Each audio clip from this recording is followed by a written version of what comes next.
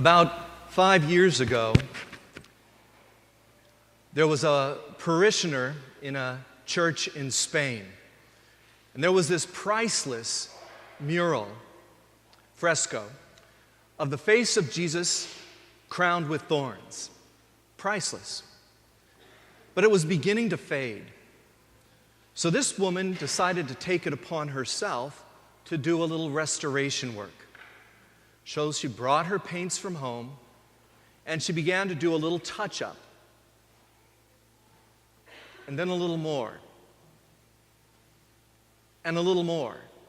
And the more she touched it up, the worse it became, and the more she felt like she had to try more paint.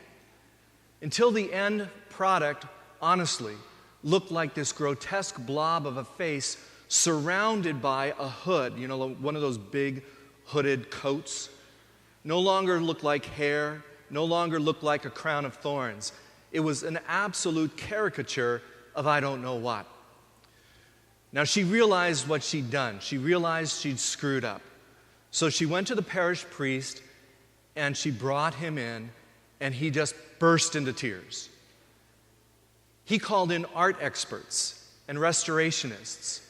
And fortunately, they have some pictures of the original that were taken before her restoration work.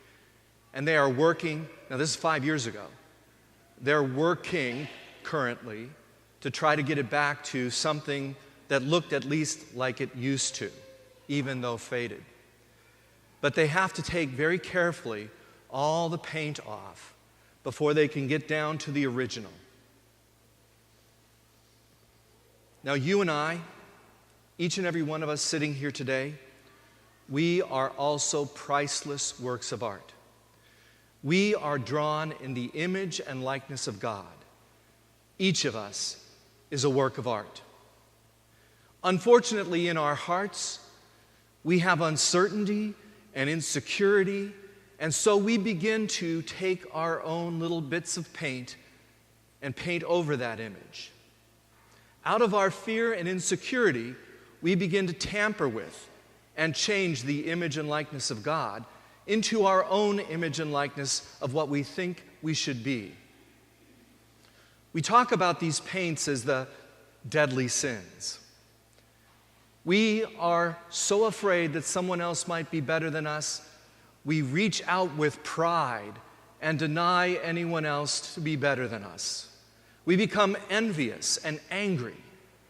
We fall into laziness or sloth.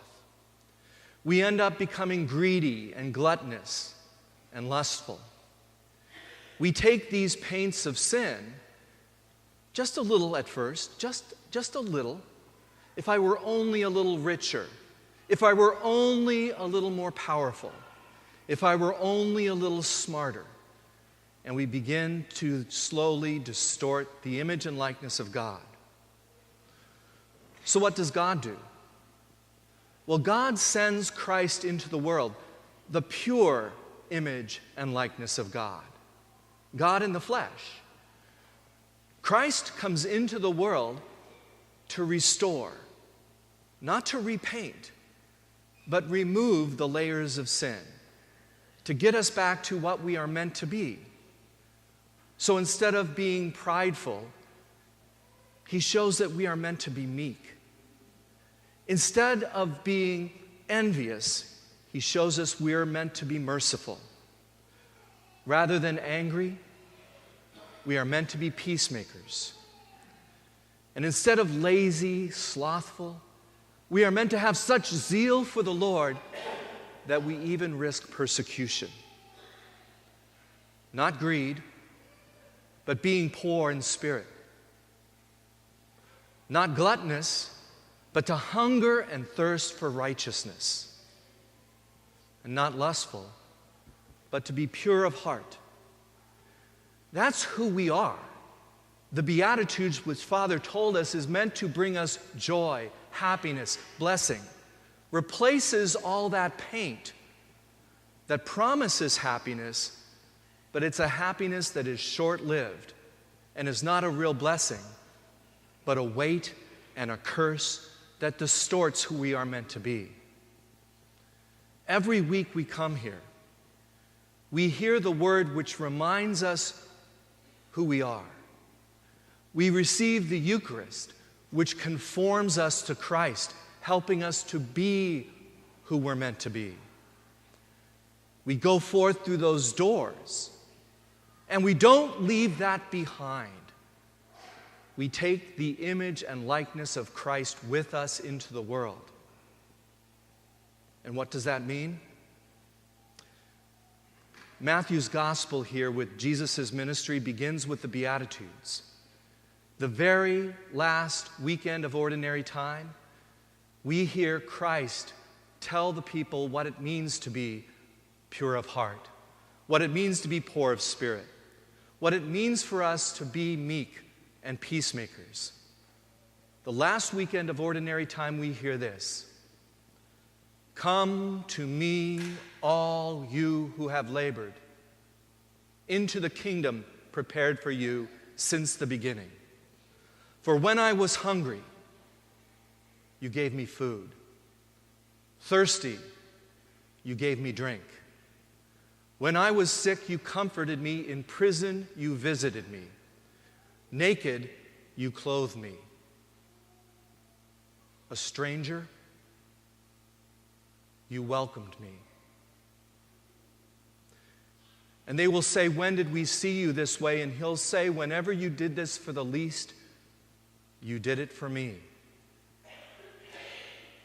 When we step outside these doors in the image and likeness of Christ, when we step outside these doors pure of heart, poor in spirit, meek, we do so with the intent of making the world more like heaven.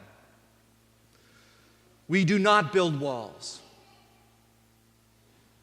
We do not turn refugees away. After 9/11, when we were filled with fear, President Bush stood up and said, "We are not at war with Islam." He did not shut down our borders. He did not send away the immigrant. In the 15 years since, we've grown more fearful. And we've painted ourselves over in the image and likeness of something that no longer looks like Christ. We come here to remove those layers of paint. I've asked Bob to sing a couple of lines from today's psalm. Sometimes those lines go by us so quickly, in one ear, out the other. Bob, would you sing those couple of lines? The Lord gives sight to the blind. The Lord raises up those who were bowed down. The Lord loves the just. The Lord protects strangers. The fatherless and the widow the Lord sustains, but the way of the wicked he thwarts. The Lord shall reign forever. Your God, O Zion, through all generations. Alleluia.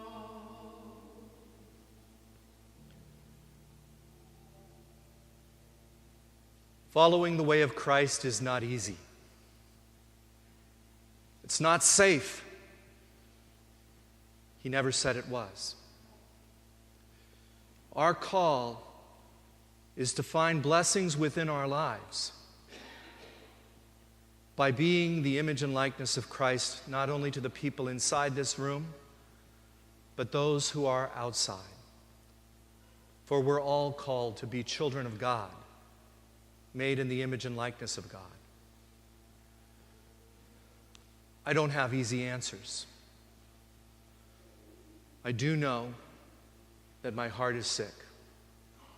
And I know that for many of us, our hearts are sick. Don't let fear, don't let insecurity be your guide.